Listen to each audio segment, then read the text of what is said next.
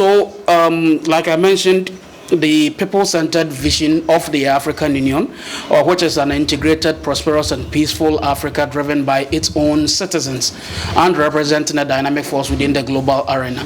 So how do we channel ourselves also into such platforms that are available for ourselves? And we try as much as possible in some occasions to create even parallel platforms for civil society organizations to be part of the processes themselves. Mandate, the Constitutive Act of the African Union, which is the African Union's Bible. It sets the tone for citizens' participation in all these processes as well. And then other relevant AU instruments. We've talked about the ACDEC, the African Charter on Human and People's Rights, the ECOSOC statutes, among others, so many of them. I think I'm doing quite well. Yeah, membership of ECOSOC. When you look through and you don't find yourself in there, please let me know so that we include you. Because we don't want to leave anyone behind.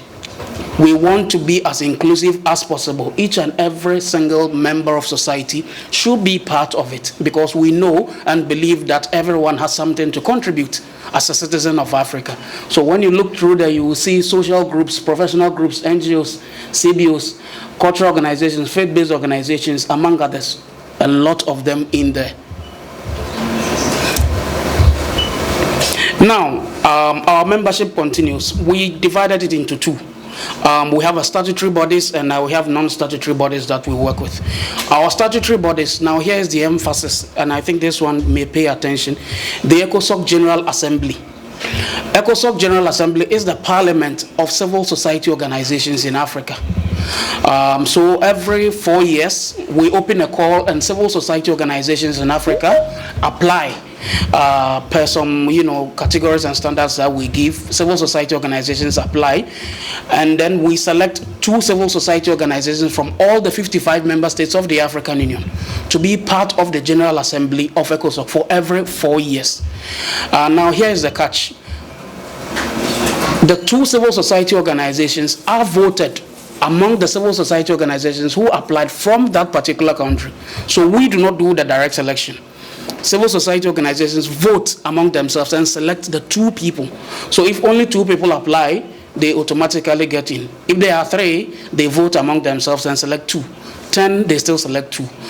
Beyond the 2, we have 8 civil society organizations who are operating within the regional level, at the regional level as well.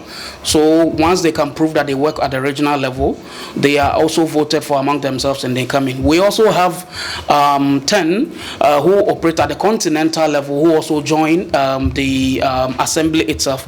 And then we have 20 spaces for civil society organizations that operate within the diaspora level as well. So that makes up the General Assembly. Now the Standing Committee is a secretariat within the General Assembly. Those who are voted for within it, they they vote among themselves and have a Standing Committee which has its own role that it plays. One time permits, I will explain. And then we have sectoral cluster committees. Now these are committees that are set within the civil society parliament, connected to all the African Union departments at the commission level.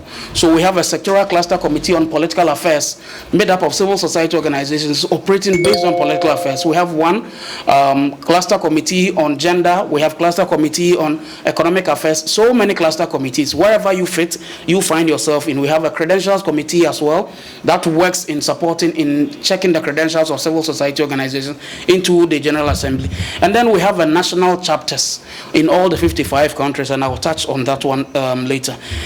Beyond that, we have non-statutory bodies, which are a group of expert civil society organizations that we work with. In this regard, you don't necessarily need to be part of the General Assembly before you work with ECOSOC. We have place for the General Assembly, but then there are other platforms that we engage civil societies that are not part of it as well. Our objectives, very long. I will share it with you so you will see most of it. Our functions as well. All these are in the ECOSOC statutes. If you have a copy, you can look at it as well, but I will share the presentation so that you look at it also. Our key deliverables, policy input, CSO capacity building, popularization of African Union and its policies, programs, and initiatives on so many fronts. I will share as well, you will get it. Now, this is where I want to focus.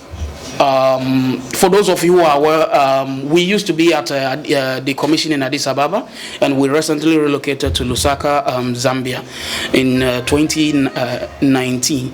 And since we moved, these are some of the initiatives that we have started. This is not everything that we are doing, but just some relevant ones that I think will resonate with what we are doing here. The very first one I want to talk about is the accreditation process. The African Union member states have called for a single window of entry for civil society organizations who would want to work with any other African Union body, which we call the African Union-wide Harmonized Accreditation Framework. So we are developing a new accreditation framework that will give consultative and observer statuses to civil society organizations that want to work within the African Union circles or engage any African Union body. For those of you who have had the opportunity to work within the UN circles, you would realize that there is a similar system in the UN itself as well, and that's something that we are also bringing in. It gives legitimacy to civil society organizations, among other things that we may have the chance to talk about. We are also developing a state of civil society engagement report. There is a lot of talk about creating spaces, AU not giving spaces to civil society organizations, AU not engaging. We are creating this report, a 2-year report for all the organs of the African Union, any AU body, to report on how they have provided platform for civil society organizations to engage, and also for them to support in the work that they're doing. The annual Citizens Forum and People's Assembly, I think my colleague mentioned it. Access to African Union Assembly and summits. Civil society organizations want to know what is happening there, but the AU cannot have everyone in there. So wherever we have a mid-year coordination summit, that is what we call the July summit, we also want to have a platform for civil society organizations to pronounce themselves on particular issues that may be reigning within the African Union circles. In 2022, we had a Citizens Forum on democracy and unconstitutional changes of governments in Africa. We had more than 300 civil society organizations. In 2023, we are having one in Nairobi as well on democracy and digital governance, and I'm inviting civil society organizations here who are available to join us in Nairobi for the activity. There is the annual Peace and Security Council and civil society meetings, which my brother here, we worked on last year. Diatta will tell you much more about it. We first brought civil society organizations and the Peace and Security Council together. Civil society organizations presented to the Peace and Security Council, one of its kind, and it has really yielded results that we didn't even imagine. We're looking forward to this year's one, and we've already started talking about it. There is also the development researches, policy papers, opinion toolkits, among others. That one will also be highlighted. CSO's engagement strategy. Now, beyond all the things that we are talking, we do believe that there will still be loopholes or inadequacies somewhere. So we brought in some people to help us to develop a citizens CSO engagement strategy. A strategy that will give us the opportunity to reach each and every single civil society organization that want to work with us. And one of the main highlights of the citizens engagement strategy was a development of an interactive online platform that will reach civil society organizations wherever we are. And we've been working with Andrew and colleagues on this particular platform, and we do hope that we'll have more people on it as well. The development of digital tools, online knowledge platforms, repositories, accreditation portals, and others. Most of the things that we are doing, we're trying to have these online platforms as well. We do not want people writing letters and stuff, envelopes, and then posting to the African Union. I don't think there will be much people to even read your letters in the first place, because almost everyone is busy one way or the other. Look at me where I am now. When am I going to open your letter there? So there is that system that we are creating, an online portal where you sit in your homes and you can apply with the documentations and everything that you need, and then it will be processed by a system before it reaches an officer in charge. Then the national chapters and the diaspora mechanisms. I've already mentioned that We are expected to create national chapters, which is groupings of civil society organizations within all the 55 member states of the African Union to support thematically on implementing activities, popularizing activities or AU mechanisms, supporting member states or among others, and also holding governments accountable wherever the opportunity presents itself. The diaspora mechanism is also supposed to bring our colleagues in the diaspora into the work of the African. Okay, merci. Merci beaucoup, madame, et merci, chers participants et tous ceux qui m'ont précédé. Vous allez m'excuser après la présentation, je vais partir, comme vous l'avez dit.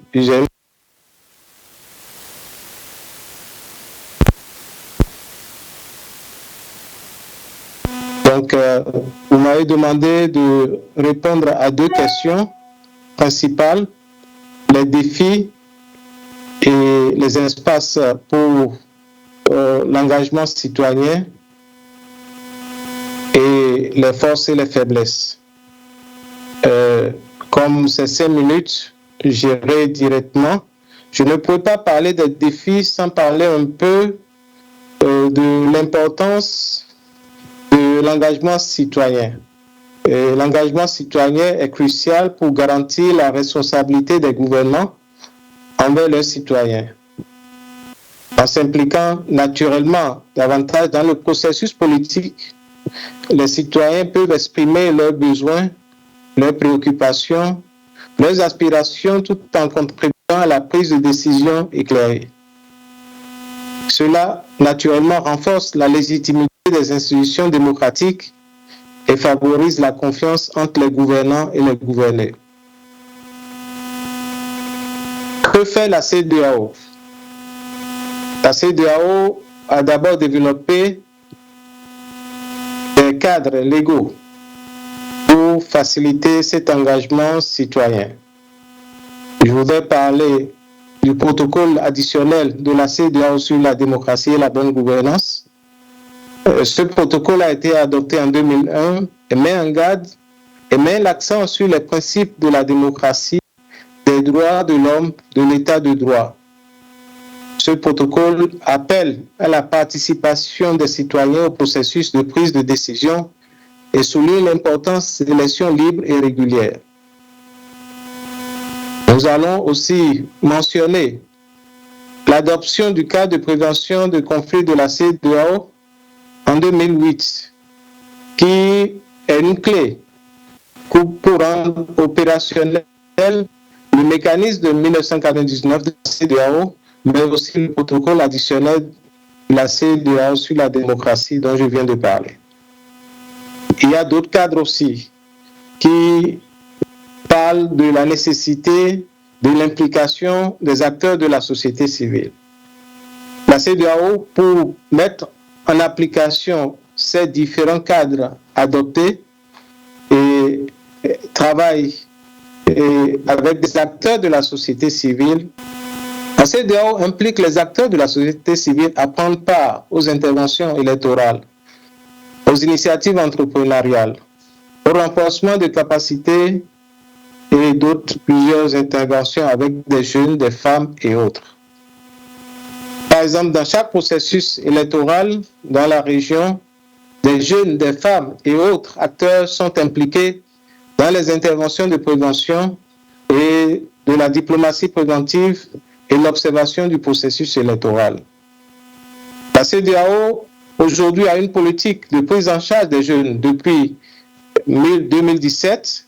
À ce jour, 270 jeunes ont été pris en charge. La direction de l'agriculture aussi forme des jeunes dans ce domaine pour répondre aux besoins socio-économiques des États membres.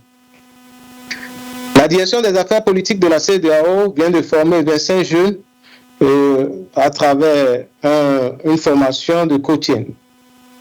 Donc, c'est dit que la gouvernance, elle est au pluriel pour la CEDEAO. Il y a la gouvernance démocratique, mais il y a d'autres aspects de la gouvernance que la CEDEAO considère. Et quels sont les défis? Les défis sont multiples. Et nous avons essayé de les classer en 3 ordres. Les défis concernent la société civile. Nous avons observé les défis, mais nous ne nous limitons pas à ces 6 défis. L'absence de gouvernance à l'intérieur de certaines organisations de la société civile, entre eux et aussi vis-à-vis des partenaires. L'absence de professionnalisme et d'expertise en de la société civile qui sont devenus des acteurs, des annexes des partis politiques. Donc, ce qui sème un peu la confusion sur le terrain. Le caractère des discours des organisations de la société civile peut être tributaire de l'absence d'une bonne documentation et d'objectivité aussi est quelque chose à visiter. La gestion de la communication, les informations sur les réseaux sociaux sont autant de facteurs qui fragilisent les actions de la société civile. Il y a le problème de la coordination et du financement des acteurs de la société civile. La plupart des financements viennent de l'extérieur. Il faudrait qu'on se pose les bonnes questions par rapport à cette question. Pourquoi ne pas s'organiser pour avoir des financements aussi internes dans les États membres pour soutenir les partenaires. What we are doing in the Charter Project Africa, in the research component, which is myself and ECDPM, but also a lot of the partners, including Andrew Sanga here, Latir as our host from Gorée and others. What we have been trying to do is to develop some tools and some trainings and so on to try to break down this and identify what are the different institutions that are worth engaging. When is it worth engaging? How is it worth engaging? And if we compare the different regions, engagement of the civil society with the regional institutions, we can say that ECOWAS is the best.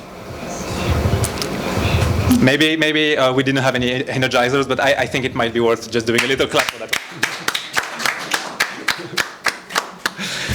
It is the best, but of course it has a lot of its own issues and challenges, and we will be able to continue and discuss those in the conversation and later. Bright, you want to intervene right away? When you are done. Or is that for? Continue. Yeah, okay, I'll continue and finish. And so what I mean with ECOWAS is the best is that it has comparatively to others, to other regional economic communities, some of which are active, inactive. Some of them we call them zombies because they are still alive, but in practice not much is happening. And by contrast, ECOWAS is a place where it is possible to discuss this type of issues. I've been in similar workshops and fora in other regions, and it is the first time that we have representatives of ECOWAS, of the regional economic community, and representatives of civil society networks that are there together and able to engage and address questions around governance, and not necessarily agree with everything, but at least share a common language. And so I would say that's sort of the specificity of ECOWAS, and something that you should cherish, and certainly that requires also working together, and that is why it is a very valuable exercise to have this workshop. Why, therefore, when there is an issue arising, such as in the Sahel, we go and create the G5 Sahel, we come up with a Nouakchott initiative, we come up with the Accra initiative, we come up with all sorts of other mechanisms and so-called solutions that actually are outside of the frameworks that we initially envisioned in order to address those issues. And the result, of course, is what we see today, which is that the situation has not gotten better. In fact, it has gotten worse. And what I want to leave us here in this room with is simply to say that part of what we need to do is precisely to make sure that the frameworks that we have put in place, which I think have the potential to address many of the challenges that we face today, are effectively used to that effect, as opposed to constantly resorting to ad hoc arrangements. En disant que cette participation est un facteur de démocratie durable. Démocratie durable comme étant un aménagement de l'espace. L'espace permettant d'une part à l'État et d'autre part aux organisations de la société civile de jouer chacun son rôle. Il faudrait que l'on soit dans cette configuration-là pour que l'on puisse dire qu'on est dans les dispositions nécessaires, on est dans le schéma qu'il faut pour que cette participation-là puisse se faire normalement.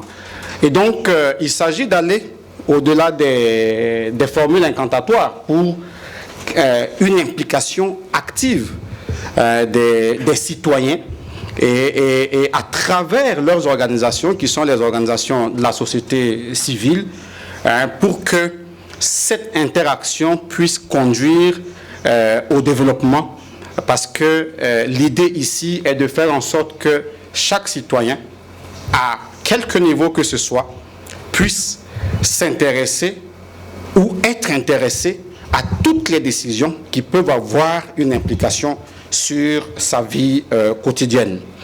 Et donc, le schéma ici est un schéma qui présuppose l'existence d'un état de droit, c'est-à-dire un état dans lequel on a le primat du droit, que le droit puisse s'imposer aussi bien aux personnes publiques qu'aux citoyens. Et l'état de droit, on le dit toujours, ce n'est pas l'état de n'importe quel droit. Il ne s'agit pas d'être dans une situation où il y a des règles juridiques, mais une situation où il y a des règles qui puissent garantir les droits fondamentaux, les libertés au profit des citoyens et donc au profit des organisations également qui sont censées représenter les citoyens.